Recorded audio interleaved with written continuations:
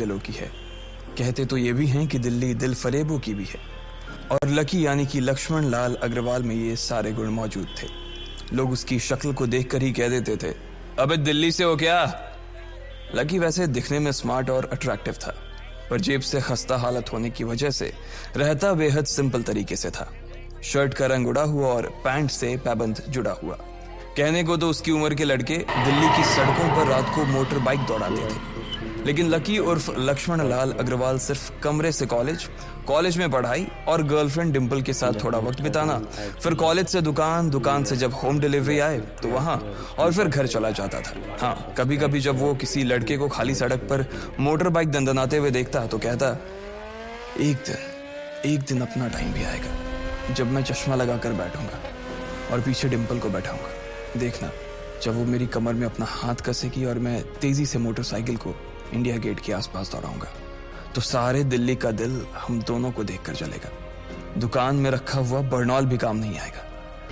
Lucky ने कहा और अपने हाथ में बर्नॉल की क्रीम को दबा दिया। जैसे ही उसने क्रीम को दबाया, उस क्रीम बाहर आ गई। अबे गधे, क्या कर रहा है? वो कोई स्पंज की गेंद है क्या जो उसे दबा रहा है? दुकान के मालिक ने उससे फटकारते हुए कहा और उसके सर पर एक चपत लगा दी। सॉरी सर, लकी ने अपना सिर बचाते हुए कहा। वो खरौल बाग में स्थित एक छोटी सी मेडिकल स्टोर पर काम करता था। उसकी दुकान का नाम था चमन मेडिकल स्टोर और उसके ओनर का नाम था चमन लाल। लकी पिछले 5 साल से इन्हीं की दुकान पर काम कर रहा था। यहाँ इस छोटी सी शॉप पर काम करना उसकी मजबूरी थी। लाइफ में कंगाली की वजह से उसे कॉलेज में पढ़ाई पूरी करने के लिए पार्ट टाइम जॉब करना था।